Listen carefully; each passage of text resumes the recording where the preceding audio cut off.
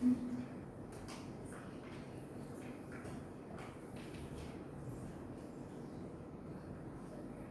Bapak Ibu yang dikasih Tuhan, kita terima kasih Tuhan menolong kita dalam perjalanan kehidupan kita, dan kita memasuki dalam salah satu tema yang tentu ini bukan hal yang mudah, tetapi kita percaya Tuhan yang menolong juga memampukan. Kita akan memasuki dalam masa-masa perenungan ya, dalam Jumat Agung ataupun Paskah. Dan kita kalau lihat di dalam liturgi di dalam gereja, kalender liturgi itu ya akan masuk di dalam Rabu Abu ya, kita percaya bahwa ya kita rapuh ya, kita butuh pertolongan daripada Tuhan. Dan oleh karena firman-Nya pada siang hari ini yang menyapa kita pada hari ini, mari sekali lagi kita tundukkan kepala kita berdoa. Bapa di surga, kami menyerahkan khusus ruangan ini dalam tangan pengasihan daripada Tuhan. Kami sekali lagi percaya Tuhan yang juga memampukan kami. Bahkan sekali lagi kami berdoa bimbingan Tuhan dalam kebenaran firman-Mu yang sekali lagi meneguhkan di dalam kami perjalanan kami mengikut dan juga mengiring Tuhan. Sekali lagi kami perlu Engkau, dan kami sekali lagi menyerahkan hati kami supaya kami dapat fokus dalam pemberitaan firman Tuhan kali ini. Dan sekali lagi jemaat Tuhan biar Tuhan juga akan tolong dalam Roh Kudus yang tinggal di kehidupan mereka yang akan memateri firman ini. Dan sekali lagi hamba-Mu juga menyerahkan dalam kehidupan hamba-Mu di dalam keterbatasan yang hina dapat menyampaikan dengan baik, dapat bertanggung jawab di hadapan Tuhan bahasa yang sangat sederhana, dan kami rindu di hadapan firman juga dapat memberkati. Ini doa kami bersyukur dalam nama Putra-Mu Tuhan kami Yesus kami berdoa, amin. Selamat siang Ibu Bapak. Sekali lagi selamat siang. Ya, saya mau minta senyumnya yang paling sweet, yang paling manis. Senyum ya, smile.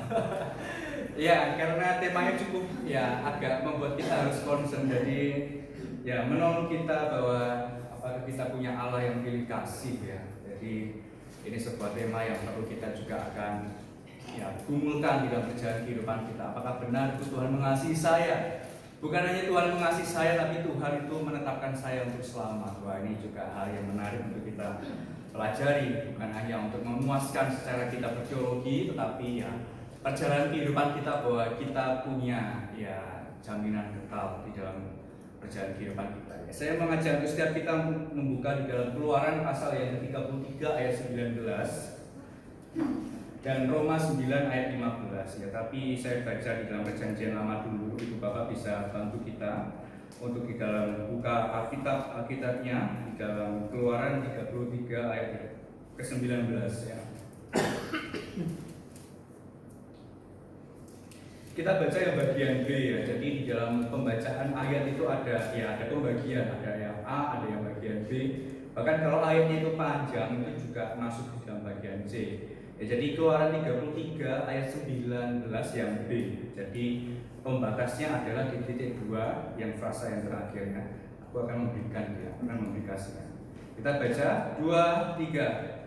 Aku akan memberi kasih karunia kepada siapa yang kuberi kasih karunia, dan mengasihani siapa yang kukasihani. Ya, sekali lagi di dalam Roma, surat Paulus kepada jemaat Roma pasal yang ke-9 ayat yang ke-15. Ini kutipannya Paulus kepada yang di dalam kitab Exodus ya, atau di dalam kitab Keluaran. Surat Roma pasal yang ke-9 ayat yang ke-15. Juga ada catatan kaki juga yang mengarah atau merefer kepada Keluaran 33. Ya, kita baca 2, 3. Sebab ia berfirman kepada Musa, aku akan menaruh belas kasihan kepada siapa aku mau menaruh belas kasihan, dan aku akan bermurah hati kepada siapa aku mau bermurah hati. Ya, sampai sejauh ini bacaan firman Tuhan kali ini. Bapak Ibu, kalau kita ngambil teksnya ini semata-mata atau semena-mena itu, kalau kita lihat bahwa iya ya, Allah kita tuh Allah yang pilih kasih dari dua catatan, dan itu juga sebuah hal yang membuat kita juga ya perjanjian lama aja dikutip oleh Paulus, dan itu juga ditegaskan kepada jemaat di Roma ya. Jadi kalau kita secara sederhana membaca teks ini, Bu Bapak, aku akan menaruh belas kasihan kepada siapa aku mau menaruh belas kasihan, itu terkesan ya ada tendensi di sini ya, tentang bahwa Allah kita itu ternyata Allah yang pilih kasih. Ya, itu kalau kita membacanya langsung memberikan penilaian seperti ini. Tapi ada beberapa hal yang perlu kita juga akan renungkan pada siang hari ini. Bapak Ibu, di dalam Alkitab itu banyak sekali beberapa narasi atau cerita atau kisah itu mengenai, ya, kita disuguhkan di dalam Alkitab itu ada beberapa cerita yang mengarah kepada Allah itu ternyata pilih kasih, ya. Nah, kalau kita mengingat ada kisah Kain dan Habel tentang persembahan, ya, persembahan mana yang diterima, oh, benar itu Allah itu pilih kasih, kenapa Allah menolak persembahannya, gitu. Atau Ishak dan Ismail, ya, Tuhan mengatakan bahwa aku memilih Ishak untuk, ya, melanjutkan keturunan atau berkat, ya, karena sekali lagi di dalam, ya, teologi dalam berkat di dalam pengajaran reform itu kan ada sebuah keturunan juga, tapi dalam arti, ya, kita melihat ada sebuah penetapan di sana juga. Dan kita Ibu Bapak juga diperlihatkan tentang kisah mengenai Yakub dan Esau, ya. Aku memilih Yakub, ya, dan bahkan juga dalam catatan aku membenci Esau, ya. Ya, kita nggak tahu, ya. Dan itu tapi ternyata ada sebuah gambaran bahwa, ya, benar Allah itu pilih kasih. Dan yang terakhir adalah, ya, ini, ya, kejadian yang paling panjang 37-50 tentang Yusuf, ya, dia dipanggil dan dipilih, bahkan di dalam perbudakan dia diangkat menjadi tangan kanan daripada Potifar. Jadi bahwa dalam perjanjian lama itu kita disuguhkan beberapa narasi atau kisah itu yang mengarah kepada Allah itu pilih kasih. Bukan hanya dalam perjanjian lama Ibu Bapak, ternyata di perjanjian baru itu juga ada gambaran tentang Allah yang pilih kasih. Contohnya tentang murid yang dikasihi, ya, Ibu Bapak tahu ini tentang merujuk kepada Rasul Yohanes, ya, ketika di dalam perjamuan terakhir itu, ya, ada seorang murid yang menyandarkan kepalanya ke bahu atau pundak daripada Yesus Kristus, dan itu murid yang dikasihi. Bahkan dalam catatan yang lain Petrus juga menanyakan apa yang terjadi Tuhan kepada orang ini nantinya, ya, Petrus juga mengatakan demikian. Artinya bahwa orang ini juga memang dipilih dan juga dikasihi lebih daripada para rasul yang lain. Dan juga anak-anak Zebedeus, ya, itu Yakobus, ya. Dan Yakobus juga ada beberapa kisah ataupun narasi juga bahwa, ya, Tuhan nanti tolong, ya, kasih anakku itu duduk di sebelah kiri juga kenan ketika engkau di surga. Ya, benar bahwa ternyata ada rasul yang Tuhan pilih, Kristus Yesus pilih itu ternyata Allah yang pilih kasih, ya. Apakah benar demikian, Ibu Bapak? Jadi kita akan membahas pada bagian ini mengenai tentang sebuah paradigma, ya. Ada paradigma yang harus kita clearkan dulu, ya. Bapak Ibu, mengenai keadilan atau Allah yang pilih kasih itu nggak bisa lepas dari namanya adalah keadilan, ya. Jadi paradigma keadilan dan kasih. Nah, banyak orang atau dalam pembacaan di dalam kisah Alkitab itu memakai keadilan distributif, ya, atau dalam kehidupan sosial kita, ya, social life kita kadang kita memakai tentang konsep tentang, ya, ini distributif, keadilan yang identik dengan kesamarataan, ya, sama gitu, ya, porsinya itu sama, ya, mendapatkan kasih yang sama. Nah, kalau memang kasihnya itu tidak sama antara satu dan dua, itu disebut tidak adil. Nah, ini paradigma yang perlu kita clearkan dulu, ya. Jadi banyak sekali dari kita pun juga kalau ngomong Allah yang pilih kasih, itu kita harus mengerti bahwa paradigma itu bukan terletak kepada distributif ini, ya. Kita nggak bisa menaruhkan paradigma ini kepada Allah, ya. Jadi sekali lagi kita nggak bisa memakai hal ini. Jadi keadilan atau Allah yang pilih kasih itu bukan berarti tentang, ya, siapa yang baik atau kasih mana yang diberikan. Bapak Ibu, ada sebuah pernyataan, ya, ini akan menolong kita untuk memahami next selanjutnya, ya. Kasih dan keadilan Allah itu ternyata Allah itu berkehendak menyelamatkan umatnya, ya, itu pertama, ya. Inisiatif keselamatan itu berasal daripada Allah, manusia tidak ada, ya. Jadi Allah itu berinisiatif hendak menyelamatkan umatnya, ya. Ini bukan semua orang tapi umatnya. Dan di saat yang sama Allah tahu ada yang akan binasa, itu nanti di dalam, ya, predestinasi, ya, tapi nanti kita akan bahas juga. Dan pada akhirnya Dia tidak menyelamatkan semua manusia. Dan pada endingnya Tuhan Allah itu tidak menyelamatkan semua manusia. Ini bagaimana? Benar, ya, Allah itu pilih kasih ternyata, ya. Akhirnya itu Tuhan itu memilih umatnya saja. Pada akhirnya Tuhan itu tidak menyelamatkan semua manusia. Ini jadi itu pengantar kita supaya kita lebih tertarik, ya. Ternyata benar Allah itu benar-benar kasih kepada umat yang dikasihinya, ya. Oke, kita masuk Ibu Bapak di dalam skenario, ya. Andai kata ini, ya, skenario-nya Allah ketika manusia jatuh dalam dosa, catatan kejatuhan Adam dan Hawa. Ketika Adam dan Hawa sadar dirinya telah jatuh dalam dosa, mereka lari daripada Allah. Andai kata skenario-nya adalah Allah tidak mencari dan membiarkan mereka lari daripadanya, besar kemungkinan keturunan Adam dan Hawa dan sampai pada kita nggak tahu siapa Allah ya. Ini skenario ya. Jadi ini skenario itu menggambarkan bahwa ada hal yang bobrok di awal itu kita sudah diberikan sebuah ya, narasi atau cerita tentang yang disfungsi ya, nggak baik ya di depan kejatuhan itu ya. Dari kata skenario seperti ini Ibu Bapak. Jadi kita pun nggak bisa mengenal Allah. Ya. Jadi Ibu Bapak, kasih Allah yang pilih kasih atau di dalam keadilan, kasih dan keadilan itu kerangka utama atau pemikirannya adalah Allah. Ya. Jadi bukan manusia.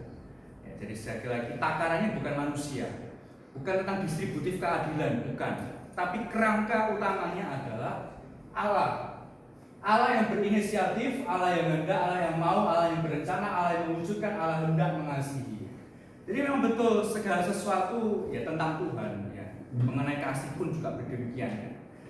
Jadi kita mau belajar di dalam bagian ini untuk hal yang lebih baik, untuk kita dapat mengasihi Tuhan yang Dia dulu telah mengasihi kita terlebih dahulu.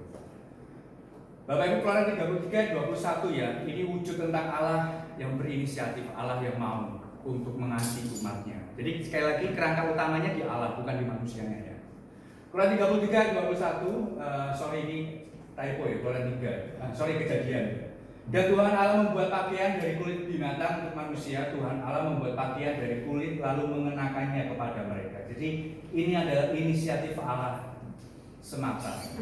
Jadi ini bukti kasih Tuhan ketika ya kejatuhan di dalam narasi Adam dan juga Hawa. Bahkan di dalam catatan Rasul Paulus Ibu Bapak, Roma 5 ayat 8, akan tetapi Allah menunjukkan kasih-Nya kepada kita dan oleh karena Kristus telah mati untuk kita ketika kita masih berdosa. Ketika kita masih berdosa, Tuhan itu mengasihi. Wah, itu gampang sekali kita ngomong. Tidak ada harga yang dibayar oleh Tuhan. Dia mati untuk kita. Tapi gambarannya adalah ini tentang Tuhan, bukan tentang kita yang memperkirakan atau kira-kira Allah itu pilih kasih ternyata ya. Perjanjian Lama aja banyak kisah mengenai Allah yang pilih kasih gitu. Tapi enggak. Bukan paradigma kita, tetapi tentang Tuhan Allah kita. Ya, jadi bagaimana mungkin Allah itu pilih kasih jika demikian di dalam hal yang berdosa tadi Tuhan yang memakaikan kulit binatang untuk pakaian pada manusia pertama. Oke, Ibu Bapak, kita masuk di dalam latar belakang ya dalam surat Roma. Jadi saya mau cerita sedikit ya. Roma 9 sampai 11 ini saya sempat mau menulis tentang proposal saya ya, ketika masa-masa studi, tapi ditolak mentah-mentah karena cukup berat. Surat Roma 9 sampai 11 ada 2 pasal dan surat pasal 9 sampai 11 ini berat karena saya juga mau mengangkat antisemitisme, penolakan orang Yahudi, dan beberapa isu itu juga muncul beberapa yang lalu ya. Saya ditolak mentah-mentah dalam bagian ini. Tapi saya juga menyadari memang literatur sangat terbatas ya, surat Roma 9 sampai 11 karena sedikit sekali orang mau membahas ini karena cukup panjang pemilihan orang Yahudi dan juga bukan orang Yahudi atau keturunan Israel yang murni atau tidak. Kenapa itu ditolak? Jadi ini cukup berat itu Bapak di dalam surat Roma, tapi ya kita mari belajar untuk sedikit-sedikit untuk kita memahami tentang Allah yang benar-benar mengasihi kita, bukan Allah yang pilih kasih. Bapak Ibu, menurut Paulus pilihan Allah atas umatnya itu tidak pernah gagal ya. Yang pertama adalah Paulus memberikan sebuah argumen atau catatan di dalam kerangka teologinya bahwa rencana Allah itu tidak akan pernah gagal. Ya, sekali lagi ya, rencana Allah tidak pernah gagal. Dan Paulus ini menerangkan arti pemilihan yang sesungguhnya. Kan ada di situ nanti ada kisah tentang ya, ada yang orang Yunani, atau non Yahudi atau orang Yahudi. Mana yang dipilih gitu ya. Perdebatannya Roma 9 sampai 11. Di ayat 6 Ibu Bapak, tidak semua bangsa Israel adalah umat pilihan. Dan di ayat 7, tidak semua keturunan Abraham, ini sangat ya mengacaukan Taurat ya, pernyataan daripada Paulus ini. Tidak semua keturunan Abraham secara jasmani adalah anak Abraham. Jadi pemilihan atau penetapan Allah yang mau mengasihi umatnya itu tidak berasal daripada pemilihan atau penetapan secara biologis atau secara keturunan, tidak sama sekali. Paulus membawa kerangka pikirannya seperti itu. Nah, menariknya adalah itu Bapak, Paulus itu memberikan common ground pijakan bersama untuk memahami teologinya. Jadi Paulus dalam Roma 9:15-16 ini bahwa dia melihat isu tentang keadilan Allah yang menetapkan itu dari sisi natur Allah, bukan dari pemilihan karena engkau punya jabatan, karena sampai saat itu dalam dunia Yunani dalam pemerintah Romawi jadi engkau punya kuasa maka engkau juga akan dipilih, atau engkau keturunan ini maka engkau dipilih. Tapi Paulus memberikan sebuah gambaran atau pendekatan tentang bahwa engkau dipilih itu murni atau pure daripada natur Allah. Jadi topik inilah yang Paulus jadikan untuk membangun sebuah kerangka teologi yang di dalam surat Roma. Dan Paulus mengajak ibu bapak dalam pembaca surat Roma itu juga harus berangkat dari sisi natur Allah. Dan ini berbicara doktrin reform itu kan doktrin Allah. Banyak sekali ada beberapa atribut atau beberapa sifat daripada Allah. Pembaca surat Roma harusnya kalau memiliki sebuah pijakan yang sama tentang natur Allah, itu seharusnya setuju bahwa Allah yang mulia memiliki kebebasan dan kedaulatan dalam memberikan kasih anugerah kepada siapa saja. Kalau pijakannya sama ibu bapak kepada penulis surat Roma atau Paulus, maka Allah yang mulia itu kedaulatannya dalam memberikan kasih dan anugerah itu dia berkehendak kepada siapa saja. Jadi sekali lagi dalam surat Roma 9-11 itu pemilihan atau penetapan atau Allah yang mengasihi umat itu bukan kepada kalau kita pakai bahasa sekarang nggak terletak kepada etnis kamu Yahudi atau non Yahudi, tapi itu kembali kepada atribut keadilan Allah di dalam kehidupan kita.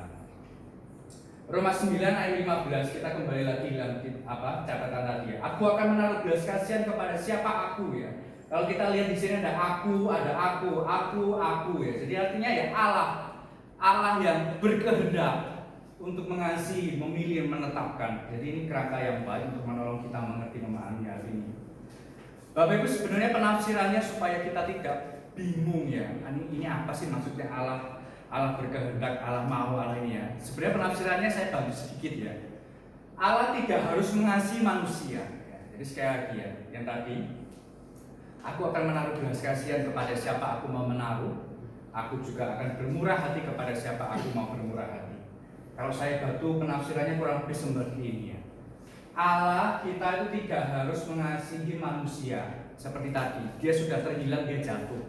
Dia melawan Allah Jadi Tuhan itu tidak harus mengasihi manusia Dan selanjutnya saya bantu bahwa tapi jika dia mengasihi, maka itu semua adalah kehendaknya. Jadi pertama, Allah tidak harus mengasihi manusia. Itu paradigma kita sebagai orang Kristen, bagi orang reform bahwa tapi jika dia mengasihi, maka itu adalah kehendaknya. Allah tidak bersalah kepada siapapun dalam hal kasihnya. Jadi argumen ini sudah lebih dari cukup untuk menjawab beberapa narasi yang kita disuguhkan dalam perjanjian lama Jadi seperti ini. Begitu juga ketika Allah itu mengasihi Yakub, Allah itu tidak bersalah di dalam kehidupan Esau. Demikian juga ketika dia memilih Ishak, dia tidak bersalah kepada kehidupan daripada Ismail. Bahkan di dalam catatan Kristus Yesus yang memilih rasul, dia tidak bersalah kepada rasul mengapa dia tidak diberikan porsi kasih yang sama kepada Yohanes. Jadi ini paradigma kita berangkat di dalam bagian ini bahwa Allah tidak harus mengasihi manusia. Kalaupun Allah itu mengasihi kita, itu karena kehendaknya saja, ketetapannya. Jadi artinya ibu bapak, Allah itu memiliki kasih yang ditujukan kepada siapa dia berkenan. Dan di saat yang sama bukan berarti ia pilih kasih Kita sudah pangkas ini kita sudah jawab pertanyaan ini tentang apakah Allah kita Allah pilih kasih. Ternyata jawabannya bukan dia bukan Allah yang pilih kasih, karena dia berhak mengasihi kepada siapa saja yang mengasihi, karena dia tidak harus mengasihi manusia. Oke, selanjutnya kita masuk di dalam poin yang bukan menarik tetapi perlu kita renungkan secara hati-hati dan juga pelan-pelan Bapak. Bagaimana saya yakin saya dikasihi Allah atau tidak Ketika kita sudah belajar tadi tentang Allah apakah pilih kasih, ternyata jawabannya tidak. Tapi bagaimana saya yakin saya itu diselamatkan atau tidak? Bagaimana saya yakin saya itu orang yang dipilih atau tidak? Apakah saya yakin itu saya dikasihi sama Tuhan atau tidak? Ini kan pertanyaan yang selanjutnya untuk kita perlu renungkan. Hati-hati Ibu Bapak dan juga kita juga perlu renungkan. Sebelum menjawab pertanyaannya bahwa kita harus mendefinisikan tentang istilah Kristen. Ya, Kristen harus lebih dahulu kita definisikannya. Jadi jika Allah telah dengan jelas memanggil seorang melalui Injil dan membenarkan dia melalui iman, maka dia dapat yakin bahwa dia bersama Kristus. Ya, jadi Kristen sekali lagi ini bukan tentang sebuah tetap itu tentang sebuah keagamaan, tapi bukan orang yang berdoa, yang baca Alkitab, yang rutin atau apa. Itu disebut dengan orang Kristen, itu betul. Tapi definisi arti sesungguhnya adalah orang yang dipanggil oleh Allah melalui Injil dan dibenarkan melalui iman.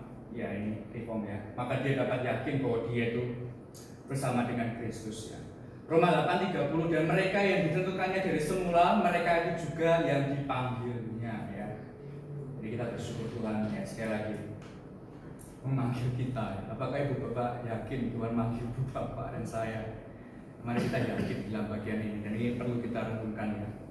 Dan mereka juga dipanggilnya, mereka itu juga yang dibenarkannya. Dan mereka yang dibenarkannya, mereka itu juga yang dimuliakannya. Jadi ada sebuah keberlanjutan. Tuhan memanggil. Tuhan memanggil bukan, Valen kamu tak panggil ya. Enggak gitu aja. Tapi Tuhan ada prosesnya di sini. Yang dipanggil itu juga dibenarkan itu juga yang nanti bersama-sama dengan dia diselamatkan. Ini teologi ya, kita sepakati lah ya. Surat Roma itu alur teologinya sangat baik, bagus, dan juga sangat menarik ya, menolong kita memahami yang baik. Lalu momen apa kalau kita yakin kita diselamatkan? Momen apa ketika kita yakin kalau kita itu dikasihi? Yaitu momen lahir baru ya. Tanda apa sih kalau kita itu diselamatkan? Ya lahir baru. Lahir baru Ibu Bapak bukan sesuai dengan tata gereja ya, kamu ikut katekisasi 3-4 bulan, kamu nanti ya dibaptis diteguhkan ya, nanti juga baptisan baik sidi ataupun dewasa oleh pendeta, dan itu juga akan diperhadapkan dengan jemaat dan kamu diberikan ya surat atestasi ataupun di dalam sidi atau baptisan. Bukan itu Bapak lahir baru. Lahir baru adalah momen jadi siapa yang ada di dalam Kristus, ia adalah ciptaan baru. Jadi barang siapa ia ditetapkan bahwa ia di dalam Kristus, ia itu dikasihi Allah ya. Apakah Ibu Bapak mengingat momen lahir baru dalam kehidupan Ibu Bapak ya? Jadi sekali lagi ini bukan tentang tata gereja, tapi ini tentang sikap diri kita, apakah kita ada di dalam Kristus, kita berbalik dari suatu hal yang jahat dan kita lahir baru. Jadi Bapak, aplikasi singkat untuk menolong kita ya, untuk kita memahami lebih dalam lagi. Tuhan itu mengasihimu. Ini mungkin kalimat yang klise, tetapi ini benar-benar dalam sebenarnya ya. Di saat Tuhan itu mengasihi kita Ibu Bapak, ada orang yang tidak dikasihi oleh Allah ya. Jadi sekali lagi ini kalimat yang benar-benar powerful, tapi kita ya mungkin sering untuk mendengar ya, Tuhan mengasihimu. Tapi kalau kita benar-benar renungkan, kita lebih dalam untuk memahami Allah yang kasih itu Ibu Bapak, secara bersamaan ada orang yang tidak merasakan kasih atau orang yang tidak dikasihi oleh Tuhan. Dan itu ya, orang yang dikasihi itu ya penetapannya pada yang kekekalan atau di dalam perapian. Sampai sejauh mana Ibu Bapak kita memahami hal ini? Apakah kita benar-benar meyakini Tuhan itu mengasihi kita? Kalau kita benar-benar yakin Tuhan mengasihi kita, ya mari kita renungkan ya, untuk mengantar menolong kita di dalam perenungan nanti Jumat Agung untuk Paskah. Bahwa ketika Tuhan mengasihi kita, Ibu Bapak dan saya, ada orang yang tidak dikasihi oleh Allah ya. Jadi mari kita renungkan bagian ini. Saya sempat tergelitik ya dengan pernyataan ini di dalam komentari Roma 9:21 ya. Allah berdaulat melakukan hal yang berbeda terhadap gumpalan tanah liat yang sama. Orang-orangnya sama Kristen, tanah liatnya tanah yang sama dengan Kristen, tapi Allah berdaulat melakukan hal yang berbeda. Saya ketika membaca ini bukan saya sok-sokan untuk merinding, tapi benar ya. Ketika Tuhan Allah itu berdaulat dengan kumpulan tanah yang sama, Dia menetapkan hal yang berbeda, dan itu kehendak Tuhan. Ya. Karena yang terhilang akan ditemukan dan yang tidak terhilang akan binasa. Bingung nggak? Saya kadang juga ini ya. Tapi ini berbeda Ibu Bapak ya. kalau kita membaca Alkitab, orang yang terhilang itu akan binasa. Tapi di sini pernyataannya orang terhilang itu akan ditemukan, dan yang tidak terhilang itu malah binasa. Bukankah yang tidak terhilang di dalam perumpamaan? Aduh, ini masuk dalam perumpamaan nanti ya. Nanti akan lebih lagi, nanti kita akan bahas diskusi lagi di PA ya. Tapi ini mungkin bagi Bapak Ibu hal yang baru untuk kita perlu renungkan ya. Karena yang terhilang itu akan ditemukan. Bukankah Tuhan orang yang terhilang, orang yang jauh daripada Tuhan itu akan binasa? Bukankah orang yang tidak terhilang itu Tuhan selamatkan? Bukankah orang yang taat sampai hilang? Nah itu nanti penafsirannya juga akan berbeda. Tapi ini ya, mari kita renungkan Bapak ya. Allah berdaulat melakukan hal yang berbeda di tanah yang sama. Ya, penjunanya Tuhan tetap ya. Tapi dengan hal yang sekali lagi perlu kita renungkan, Allah mengasihi kita. Oke, kita masuk ya Ibu Bapak ya. Lantas ketika kita sadar dikasih Allah, apakah kita pasti ditetapkan selamat? Ya. Ketika kita sadar kita dikasih Allah, kita berharga di mata Tuhan, apakah kita yakin kita itu ditetapkan selamat? Ya, centang biru ya. Namamu ada dalam kitab kehidupan. Masuk gitu. Apakah kita yakin seperti ini Bapak ya? Bapak Ibu, ada momen surprise di sini ya. Keselamatan itu bukan tujuan akhir ternyata. Ya, jadi paradigma kita sebagai orang reform pun ya kita harus meyakini ini, bahwa keselamatan itu bukan tujuan akhir. Orang kan ngomong ke dalam, kamu kalau nanti sudah ini masuk surga atau neraka? Itu pertanyaan yang mungkin ya perlu ya kita harus revisi juga ya di dalam EI atau penginjilan. Ya, sekali lagi saya nggak menyalahkan atau apa, cuma keselamatan itu bukan tujuan akhir. Tuhan punya hal-hal yang lebih penting ya. Ketika kita diselamatkan itu apa yang kita kerjakan untuk Dia. Tuhan selamatkan sudah 3 klik itu kamu selamat gitu sudah. Itu hanya Tuhan ya. Tapi keselamatan bukan tujuan akhir itu Bapak. Dengan bagian ini ya. Ini ada sebuah dialog singkat ya. Jadi ini menolong kita untuk memahami tentang hal tadi ya. Jadi saya baca pelan-pelan Bapak ya. Tuhan menentukan umat pilihan dari awal sebelum dunia diciptakan. Ya kita setuju. Iya, lebih tepatnya menurut kedaulatan dan kehendaknya sih. Menurut Bapak benar apa tidak ini? Benar toh? Alkitab banget, reform banget bahkan ya. Bukan hanya kedaulatan, tetapi sesuai dengan kehendaknya juga gitu ya. Terus ya ini pakai bahasa agak kasar ya. Lo udah ditetapin selamat. Kamu sudah ditetapin selamat, tapi aku enggak gitu ya. Terus jawabannya yang B, ya lihatnya bukan gitu. Kita kan nggak tahu siapa yang Tuhan pilih. Ngeles lu gitu ya. Jadi kan ada sebuah keraguan muncul, keraguan di sini ya. Tapi dia ngomong bahwa lihatnya bukan gitu. Kita kan nggak tahu siapa yang Tuhan pilih gitu ya. Terus kita lanjut bagian ini ya. Tuhan sudah pilih yang selamat. Tuhan juga berarti secara nggak langsung pilih yang nggak selamat, alias go to the hell dong. Nah itu aku kurang tahu ya, aku tanya rekan dulu ya. Lalu bukannya senior di gereja. Iya tapi yang lu tanya itu aku kurang paham ya. Mestinya nanya ini ya. Jadi akhirnya pada akhirnya dia bertemu di perapian kekal. Sama-sama ragu, sama-sama tidak tahu tentang Allah yang siapa yang percaya. Dan dia ada di dalam perapian kekal, dia bertemu. Ya ini dialog yang mungkin agak membuat kita ya, kita lucu ya, tapi kadang di dalam perjalanan kehidupan kita seperti ini juga. Ya, kadang kita yakin tapi ajukan pertanyaan itu kita sedikit goyah. Awal tuh bangun teologinya bagus sekali Bapak ya, kalau dalam dialognya kedaulatan dan kehendaknya sih gitu ya. Terus dia jawab, ya dia bukan gitu kan, kita kan nggak tahu siapa yang Tuhan pilih ya, dia sudah mulai ragu di sini. Pada akhirnya dia ya dibahas yang bagian ini dan dia menjawab bahwa dia nggak tahu. Bapak Ibu yang kasih Tuhan, ada beberapa catatan ya tentang penginjilan atau beberapa pengabaran. Percuma lah kalian penginjilan, kan juga Tuhan sudah menetapkan siapa yang dipilihnya gitu ya, kadang-kadang kita itu ya. Atau nggak perlulah taat-taat, nggak perlu jadi taat, jadi orang Kristen. Kamu kan sudah diselamatkan, bahkan di dalam narasi dan bahkan di dalam dialog tadi kan Tuhan sudah menentukan kamu sebelum dunia itu diciptakan gitu ya. Jadi nggak perlulah taat-taat, gitu nggak perlu. Jadi orang sih nggak perlu taat, kamu kan sudah ditetapkan, kamu sudah diselamatkan. Ya ini masuk di dalam fatalisme ya.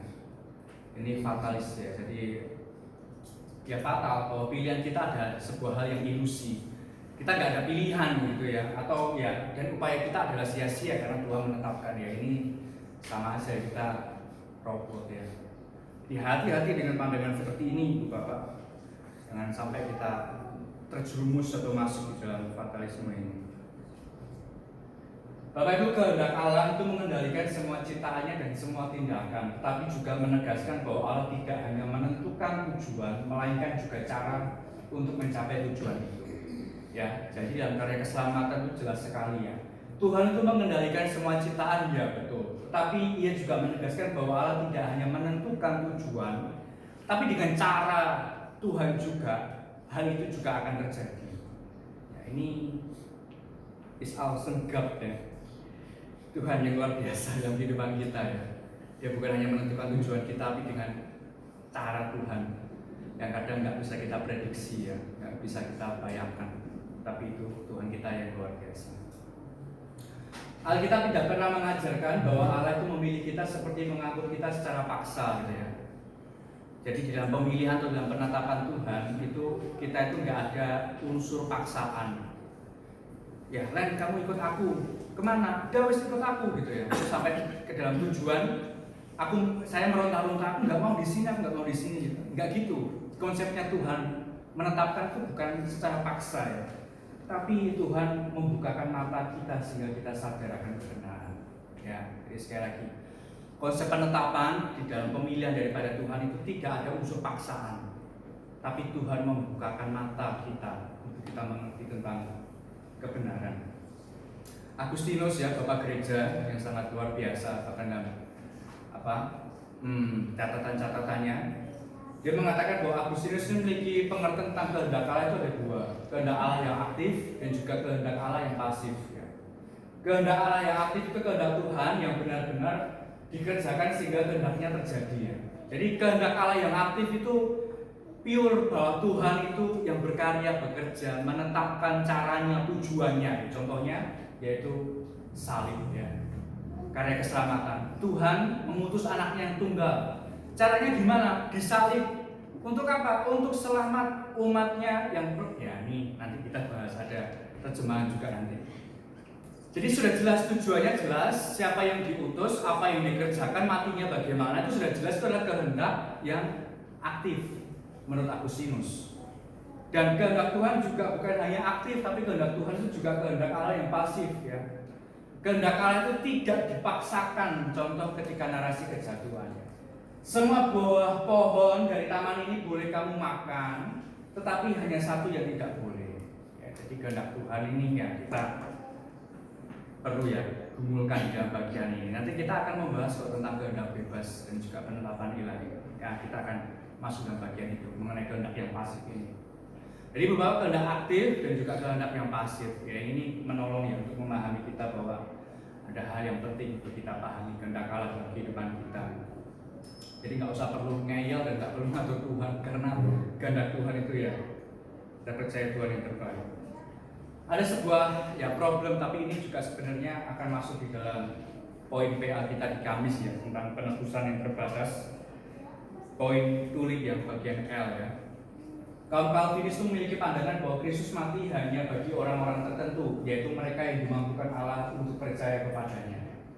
Ya memang betul ya, di dalam berangkat di dalam sekolah minggu kan ada beberapa pujian, Yesus sayang semua gitu ya. Itu juga ya, mati untuk manusia, mati untuk ya sebenarnya ya nggak jauh beda dengan artinya ya. Maka sekali lagi kita ya GKT Trinity harus kembali lagi kepada ya pengajaran dan juga hymn ya, lagu-lagu yang menolong, bukan hanya untuk enak didengar atau isi listening, tetapi itu menguatkan, meneguhkan ya. Jadi sekali lagi Bapak, di dalam perdebatannya, di dalam putusan Synode DOR, jadi dalam gereja kita Ibu Bapak GKT itu ada beberapa pilar pengajaran ya. Ya salah satunya katekismus yang kita bacakan setiap minggu, dan juga ya Canon of Dort ya, pengakuan iman Belanda, atau beberapa ketetapan pengajaran yang diputuskan di dalam sidang Belanda di dalam Dort itu tadi. Kaum Calvinis, dan ini juga bagian dari pengajaran GKT ya, termasuk juga Trinity. Jadi kita sebagai orang reform, bahkan kita ya mungkin bahwa kita itu orang Calvinis ya, bahwa memiliki pandangan bahwa Kristus mati hanya bagi orang tertentu, yaitu mereka yang dimampukan Allah untuk percaya kepadanya. Pandangan ini penting kenapa Ibu Bapak? Ini akan memelihara kita ya konsep tentang Tritunggal ya. Agak berat ya, pelan-pelan Ibu Bapak ya. Jadi keputusan sidang tadi itu menolong kita bahwa kita juga memiliki sebuah gambaran kerangka yang utuh tentang Tritunggal. Ya, kita ngomong tentang GKT Trinity ya. Trinity harusnya ya harus mampu ya, mampu untuk menjelaskan Tritunggal. Ini sebenarnya juga salah satu syarat nanti ya, yang dibaptis bisa menjelaskan Tritunggal. Tidak cukup berat juga ya. Jadi sekali lagi Ibu Bapak bahwa ini juga akan menolong pemahaman konsep kita bahwa pandangan ini memelihara kesatuan Tritunggal, khususnya di dalam karya keselamatan. Pemilihan oleh Allah Bapa, penebusan oleh Anak, dan penyertaan atau meterai daripada Allah Roh Kudus. Ya. Jadi ini keputusan yang tadi diambil bahwa kita Calvinis itu Tuhan tidak mati untuk semua orang, tapi untuk orang-orang tertentu. Karena ini akan sangat menolong memahami kita tentang Allah Tritunggal. Kalau kita nggak memahami demikian, Bapak, akan tidak jadi konsisten jika kita mengatakan Kristus itu mati untuk semua orang. Bahkan di sekitar kita pun masih banyak orang yang belum mengenal Kristus. Ya, jadi ini nggak akan konsisten. Ya. Jadi sekali lagi ini menolong kita di dalam kita ya sebagai kita sebagai GKT Trinity. Ya ini ya salah satu konsep yang dipermasalahkan di dalam sidang Dort itu tadi, bahwa konsep penebusan terbatas inilah yang paling sulit diterima. Sampai terdapat suatu aliran tertentu di mana aliran ini tersebut menerima seluruh konsep tulip, tapi di bagian L itu dia menolak ya. Jadi tuip bukan tulip tapi tuip ya. Tulip ini kan ya dari bunga ya. Jadi ya itu akronim daripada ya. Bapak lebih menjelaskan lebih detail di bagian PA. Kenapa bagian ini nanti yang jadi problem tentang penebusan yang terbatas ya. Nah, kita masuk Ibu Bapak di dalam perdebatan yang selanjutnya. Saya mengajak kita juga tetap konsen, tinggal dikit lagi ya. Di dalam penetapan itu ada yang single, ada yang juga yang double. Ya, single adalah Allah yang menetapkan yang dipilih untuk selamat. Ya. Gak ada komentar lain kepada orang yang tidak dipilih, tapi orang yang hanya dipilih saja.